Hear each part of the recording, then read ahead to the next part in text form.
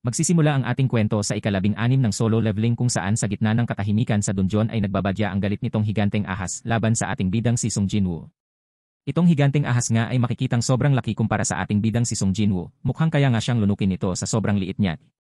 Makikita rin sa balat ng higanteng ahas na ito na sobrang kapal ng mga ito. Sa isip nga ng ating bida ay mukhang hindi tatablan ng espada ang mga kaliskis nito, at kahit ang mga suntok ay hindi man lang tatalab sa kapal at tigas ng mga ito. Dito nga ay mukhang nawawalan na naman ng pag-asa itong ating bida, at wala na itong maisip na paraan upang talunin ang higanteng ahas na nasa kanyang harapan. Nagsimula na nga naman sumugod itong higanteng ahas sa kay Jinwoo. Ginagamit nga nito ang kanyang bilis at ang bigat ng timbang nito upang gumawa ng atake. Dito nga ay naiisip ng ating bida na kinakailangan niyang sirain ang mga depensa nito habang ito ay nagsasagawa ng pag-atake laban sa kanya. Ngunit hindi lubos maisip nito kung paano niya ito gagawin dahil sa sobrang kapal ng mga kaliskis ng higanteng ahas na ito. Wala nga siyang ibang kayang gawin ngayon kung hindi ang tanging iwasan lamang ang mga pag-atakeng ginagawa ng higanteng ahas na ito. At sa sobrang bilis nga ng higanteng ahas na ito ay halos hindi niya nga maiwasan ang mga ginagawa nito.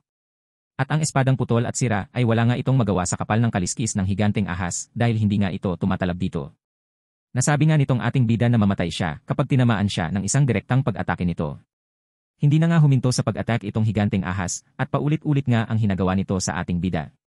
Hindi na nga malaman kung anong dapat nitong gawin hanggang sa napalibutan na nga itong ating bida ng mismong katawan ng higanteng ahas. Dahil nga dito ay wala na siyang nagawa at natamaan na siya ng katawan ng higanteng ahas sa mabilis na pag-ataking ginawa nito. Nang lumo nga sa sakit itong ating bida at namimilipit sa sakit sa natamo niyang mga pinsala dahil dito. Dito nga ay nasabi niya na inaakala niya na bahagya na siyang lumakas, subalit mukhang hindi pa nga sapat ang mga ito.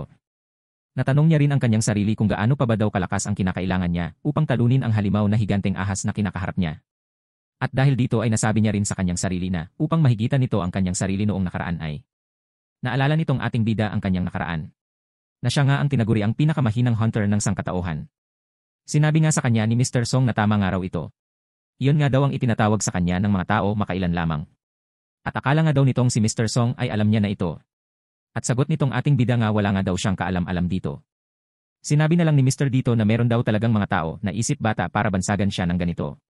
Bumalik na nga ang eksena kung saan makikitang nahihirapan itong ating bida sa pagpipigil ng mahahaba at matatalas na pangil ng higanteng ahas. 26 buti na nga lang ay nagawa niya pang maibaling papunta sa ibang direksyon ang pag-attack nito. Nasabi at naamin nito sa kanyang sarili na mahina siya kaya nga siya nabansagan ng ganun. At ito nga daw ay kanyang kinakahiya ang maging isang pinakamahinag hunter. Nasambit niya nga ito habang tumatakbo papasugod dito sa higanteng ahas.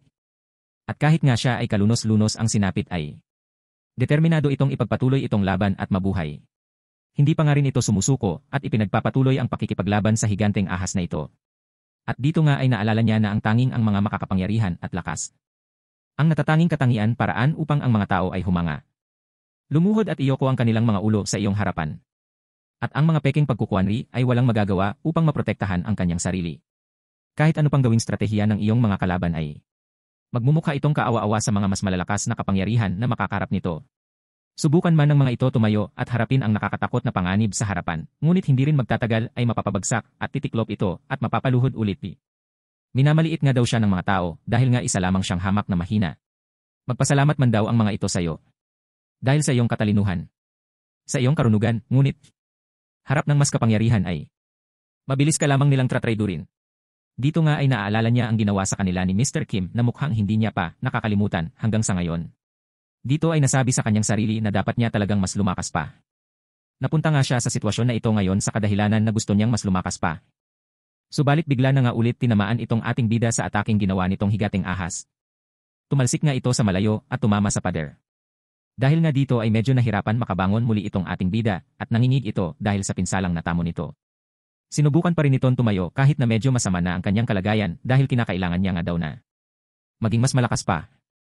Dito nga mukhang ibibigay niya na ang kanyang lahat ng makakaya para mas lumakas pa. At dito nga ay nagsimula na naman sumugod ang higanteng ahas patungo sa kanya ng galit na galit at handang-handa siyang paslangin.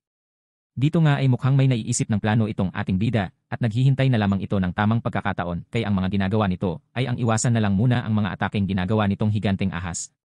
Paminsan-minsan ay dinedepensahan nito ng espada ang mga atake nitong kalaban niya. At naiisip nga na kung ikukumpara niya ito sa higanteng statwa na Diyos ay ang takot na kanyang nararamdam noong mga araw na yon ay hindi nga daw siya natatakot kahit konting bahagya nga man lang. Sinubukan nga ulit nitong ating bida na gumanti ng atake gamit ang kanyang putol na espada sa higanteng ahas. Mukhang mas nagalit nga ito sa ginawa ng ating bida, kaya muntikan na itong makagat at buti na lang ay naiwasan niya ito. At dito nga ay kumapit na itong si Jinwoo sa lig ng higanteng ahas at mas nagalit nga ito. Sinubukan nga nitong ating bida na durugin ang mga kaliskis na kanyang hinahawakan at nagkaroon nga ito ng mga lamat at mukhang hindi magtatagal ay madudurog nga ang mga ito. Ibinubuhos na nga ng ating bida ang kanyang buong lakas para dito. At dahil nga daw inilagay niya sa kanyang strength stats ang lahat ay meron na siyang sapat na lakas dapat dito upang dahil nga sa ginagawa nitong ating bida, ay nagwawala na sa sakit itong higanteng ahas, at nagpupumiglas nga ito sa sakit at gumagawa ng paraan upang makawala dito sa pagkakapit ng ating bidang si Sung Jinwoo.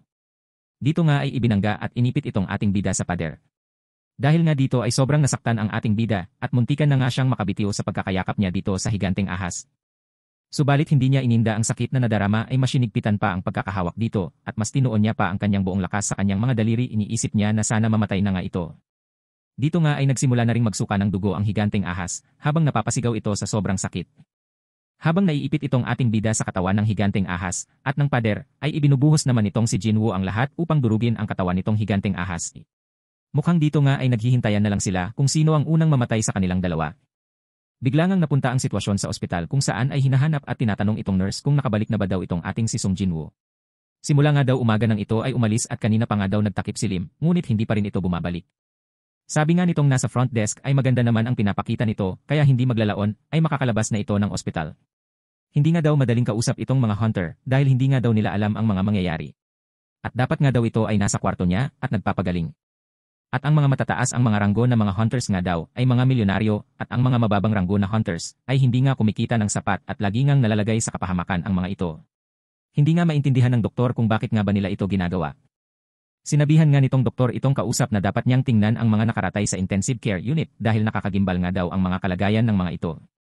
Nagtataka na nga lang itong kausap ng doktor kung paano daw yon nangyari. Sabi nga nitong doktor na wala nga daw siyang ideya dito.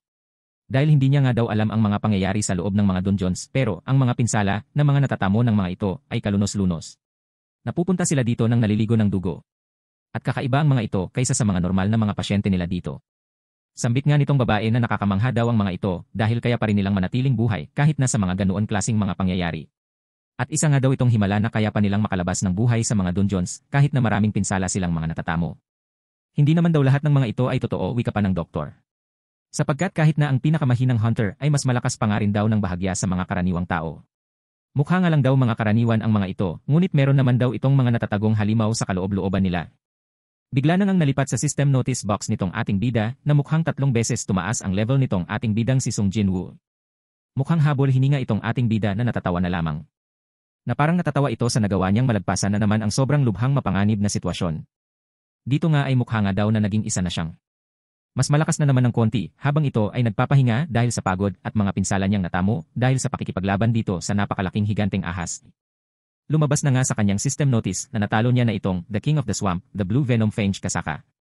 Dito nga ay nakatanggap siya ng 2 bagay. Ang una ay ang Kasakas Venom Gland na meron lamang ngang napakaliit na pagkakataon upang makuha ito. Kapag ininom nga daw ito ng ating bida ay magiging matigas na ang kanyang balat, ngunit magkakaroon nga ng permanenteng pinsala ang kanyang mga kalamnan dahil sa lason nitong tinataglay. At ang pangalawa niya ngang natanggap ay ang Kasakas Venom Fang. Ito nga ay isang punyal na gawa nga sa mga pangil ng Kasakas Venom. At ang mga lason nga ay nananatili sa loob nito, kaya ito ay may kakayahang iparalisa at padugiin ng malubha ang mga masusugatan nito at pwede niya nga itong ilagay sa kanyang inventaryo o ibenta sa shop. At dito na nga nagtatapos ang kwento ng 16 na chapter ng manuang solo leveling. Maraming salamat! At kung nagustuhan mo itong ating kwento ay huwag kalimutang mag-like, mag-share at mag-follow.